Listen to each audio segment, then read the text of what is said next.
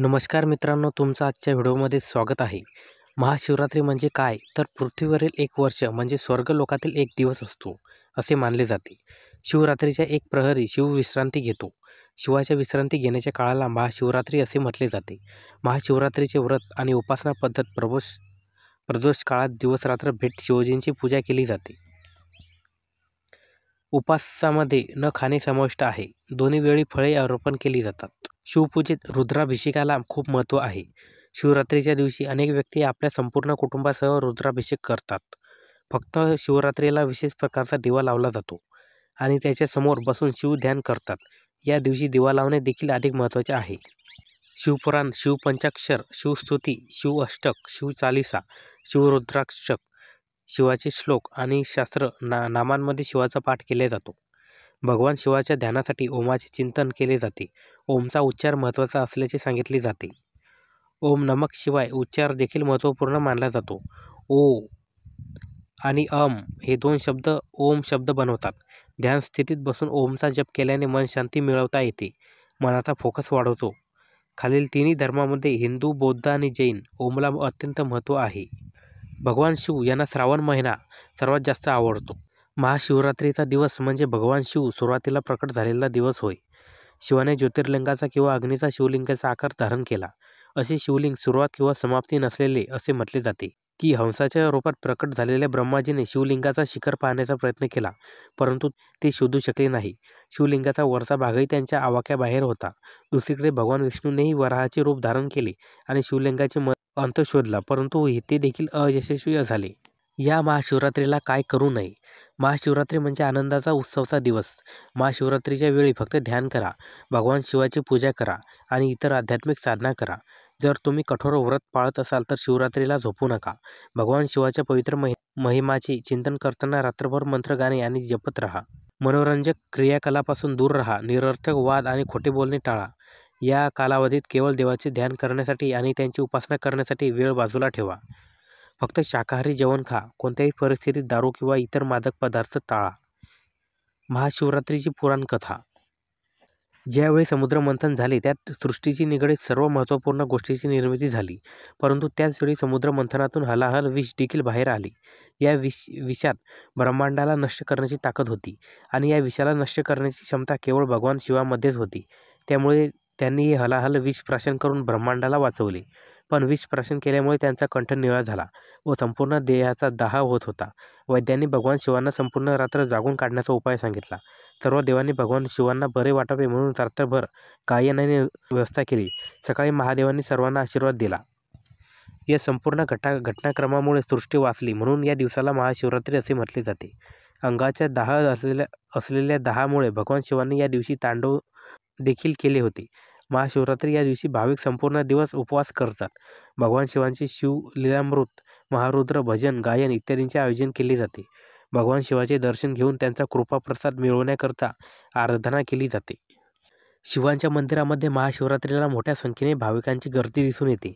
12 ज्योतिर्लिंग ज्या ज्या ठिकाणी आहेत तेथे तर लाखोंच्या संख्येने भाविक महाशिवरात्रीला दर्शन घेण्याकरता जमा होतात. भगवान शिवांचे ज्या ज्या ठिकाणी तीर्थक्षेत्र आहे तेथे मोठ्या मोठ्या यात्रा भरतात. शिवशंकराला 108 बेल वाहून शिवनामावली देखील उच्चारली जाते. महाशिवरात्रीला काटे धोत्र्याचे फूल भगवान शंकराला वाहण्याची पद्धत देखील आहे. विदर्भात आजच्या दिवशी गोंगलाचे फूल शिवाला वाहण्याची परंपरा आहे. भगवान शिवाला भोळाशंकर असे देखील म्हटले जाते. उपासना केल्यावर त्वरित प्रसन्न होणारा आणि इच्छित फळ देणारा हा महादेव सर्वांचे कल्याण करणारा आहे. शिवपुराणात एक कथा सांगितली जाते ती अशी. एक पारधी जंगलात सावध शोधण्याकरता झाडावर बसला होता. संपूर्ण दिवस गेला परंतु त्याला शिकार गवसली नाही. सायंकाळी हरणाचा एक कळप तेथे पाणी पिण्याकरता आला. पारधी बाण सोडणार तेवढं त्यातील एक हरिण पुढे येऊन पारध्याला म्हणाला, हे पारध्या, तू बाण सोडणार आणि आमची शिकार करणार ही अटळ आहे, परंतु मी तुला एक विनंती करतो. मला माझ्या कुटुंबाला एकदा भेटून येऊ दे. माझी कर्तव्ये मला पार पाडून येऊ दे. हरणाने वचन दिल्याने पारध्याने त्याची विनंती मान्य केली. दूरवरून मंदिरातील घंटाचे आवाज येत होते. ओम नमः शिवाय कानावर येत होते. पारधी ज्या झाडावर बसला होता ते झाड बेलाचे होते. सहज चाळा म्हणून एक पान तो खाली टाकत होता. त्या झाडाखाली असलेल्या शिवपिंडीवरती बेलाचे पाने पडत होती. नकळत का होईना त्या पारध्याच्या हातून शिवउपासना घडली. हरिण परत आल्यानंतर त्याने पारध्याला म्हटले की आता मला मार, मी माझे कुटुंब प्रमुख असल्याचे कर्तव्य बजावून आलो आहे. तेव्हा लगेच हरणी पुढे आली आणि तिने म्हटले, त्यांना नको मारू, मला मार. माझे पत्नी धर्माचे कर्तव्य पार पाडायचे आहे. त्वरित हरणाची लहान पिल्ले पुढे आली आणि म्हणाली, आईला नको आम्हाला मार, आम्हाला आमचे पुत्र धर्माचे कर्तव्य पार पाडू दे. ते पाहता पारध्याच्या मनात विचार आला की हे प्राणी मात्र असून देखील आपापल्या कर्तव्याला चुकत नाही, तर मी माझा मानवधर्म, दानधर्म, दयाधर्म का सोडू. त्याने सर्वांना जीवनदान दिले. देवादिदेव महादेव हे सर्व पाहून हरणावर आणि पारध्यावर प्रसन्न झाले आणि त्यांनी त्या सर्वांना कृपाशीर्वाद दिला. सर्वांचा उद्धार केला. हरिणाला मृग नक्षत्र म्हणून व पारध्याला व्याघ्र नक्षत्र म्हणून अवकाशात नेहमीकरता स्थान दिले. हा प्रसंग ज्या समयात घडला तो दिवस महाशिवरात्रीचा होता. एकदा पार्वतीने परमेश्वर शिवशंकरांना विचारले, असे कोणते श्रेष्ठ तसेच सरळ व्रतपूजन आहे ज्यामुळे मृत्यूलोकातील प्राण्यांना तुमची कृपा प्राप्त होईल. उत्तरादाखल शंकराने पार्वतीला शिवरात्रीच्या व्रताची कथा सांगितली. एका गावात एक शिकारी राहत होता. मुक्या जनावरांची हत्या करून तो आपल्या कुटुंबाचे पालनपोषण करीत असे. तो सावकाराचा कर्जदार होता. त्याने त्याचे कर्ज वेळेवर चुकवले नव्हते. त्यामुळे संतापून सावकाराने शिकारीला शिवमठात कैदी बनवले. योगायोगाने त्याच दिवशी शिवरात्र होती. शिकारी ध्यानभग्न होऊन शिवासंबंधित धार्मिक गोष्टी ऐकत राहिला. चतुर्दशीला त्याने शिवरात्रीची कथाही ऐकली. सायंकाळी सावकाराने त्याला जवळ बोलावून कर्ज फेडण्याविषयी विचारले. शिकारी दुसऱ्या दिवशी सर्व कर्ज फेडेन असे वचन देऊन कैदीतून सुटला. आपल्या दिनचर्येप्रमाणे तो जंगलात शिकारीसाठी निघाला. पण दिवसभर कैदीत राहिल्यामुळे तो तहानभुकेने व्याकुळ झाला होता.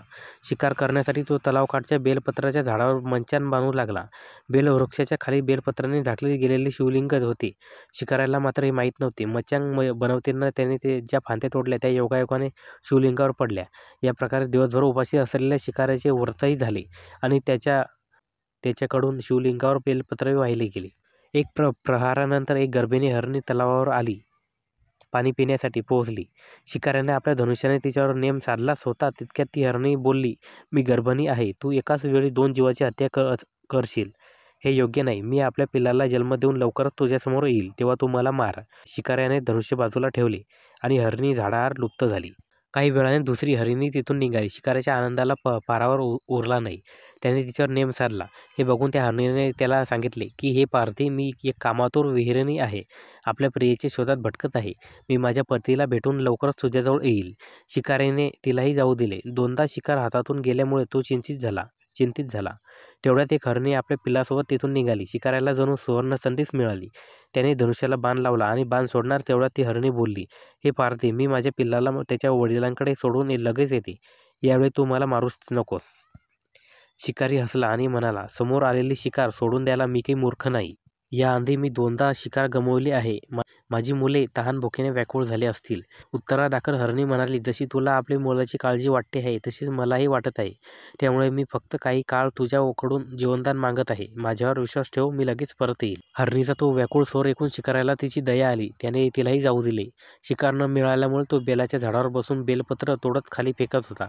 काही वेळाने एक धष्टपुष्ट मृग त्या रस्त्यावरून जात होता.